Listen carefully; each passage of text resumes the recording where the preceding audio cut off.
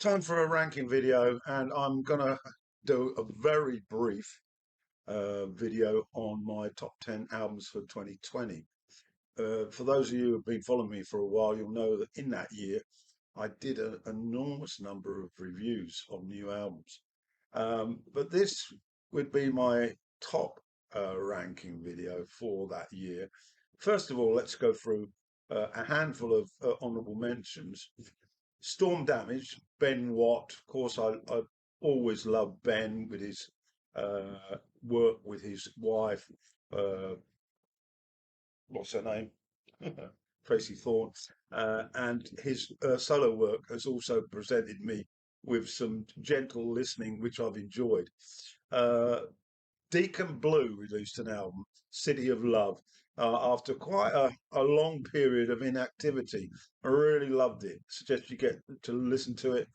And then the lead singer with the Charlatans, Tim Burgess, he produced and released a solo record, which I really liked. It's called I Love the New Sky.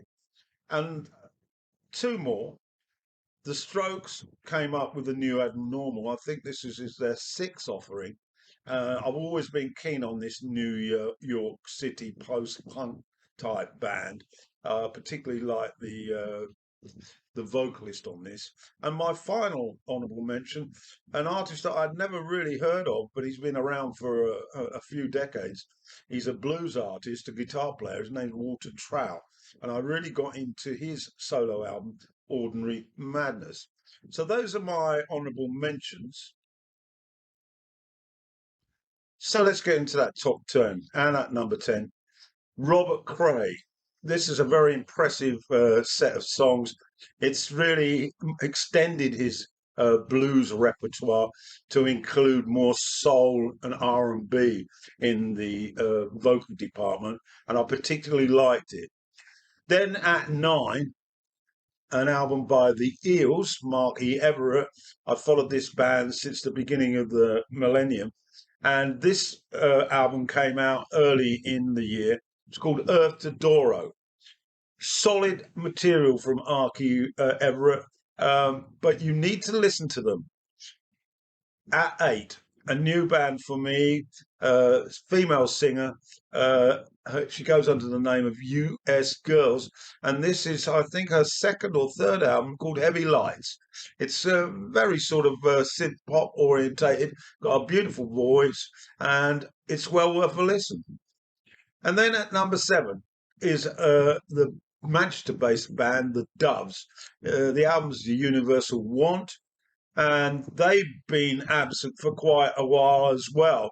And so I was really enthralled at the prospect of listening to this one. Wasn't disappointed. It's not quite up there with the debut Lost Souls or some of the later albums, but it's still a very good effort. And this guitar orientated Manchester band, I love them. And that was at number 7. Now to number 6, another new artist for me, and what a beautiful set of songs these are. The name of the artist is the American Sarah Jaros.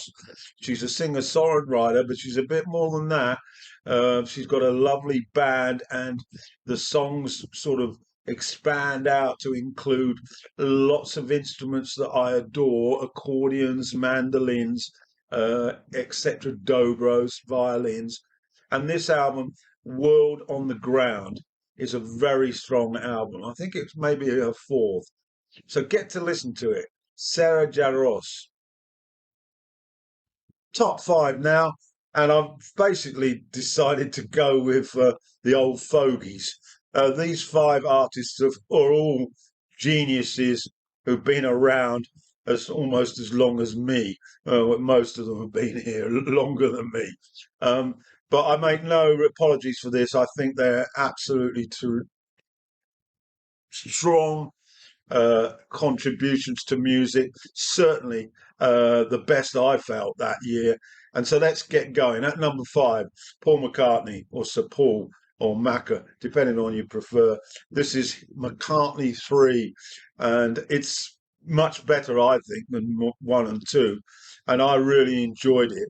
It just goes to prove that when you come to a melody and when you come to a nice lyric, the old Beatle is still able to provide five-star music, pop music that is. Then on to number four, the guy from Manchester, who I've loved really since the beginning of the 80s. It's Morrissey.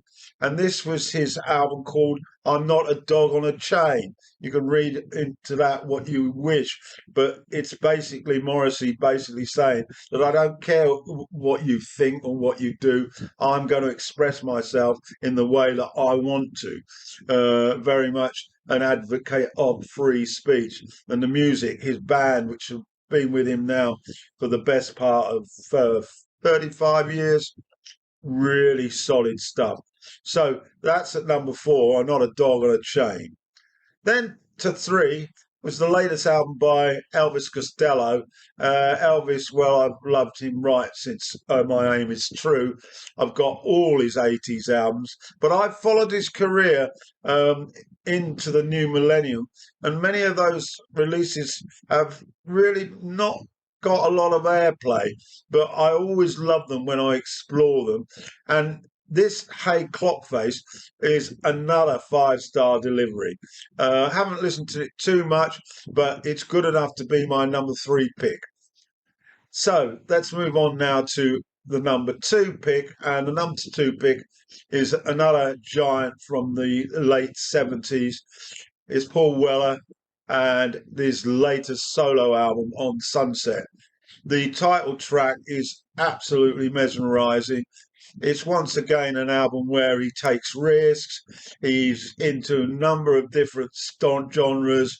His voice seems to get better with age. He's a guitarist of extreme talent. And of course, he's worked on his keyboards, and he's got that solid support from Steve Craddock. I'm not quite sure if the drummer's on this one, but anyway, it's still a five-star album. It's called On Sunset, and it's by Paul Weller. So that leaves me with my number one, and it's the boss. It's Bruce Springsteen. He got the old E Street Band back together for this one because they hadn't appeared on any albums for a number of years. Letter to You is the album. Uh, House of a Thousand Guitars.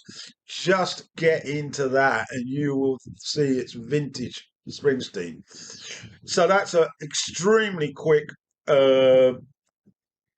top 10 with a few honourable mentions for 2020. I hope you enjoy these. I'll leave in the description on YouTube links to their copies of these albums. But if you're listening and watching on Rumble, you will already have noticed, if you've got this far, that I've featured two tracks on each of the albums selected at the end of my blah, blah, blah. Okay, the blah, blah, blah I've extended for Rumble, so they're a bit more thorough. No copyright problems on Rumble, of course. So that's my ranking video for 2012.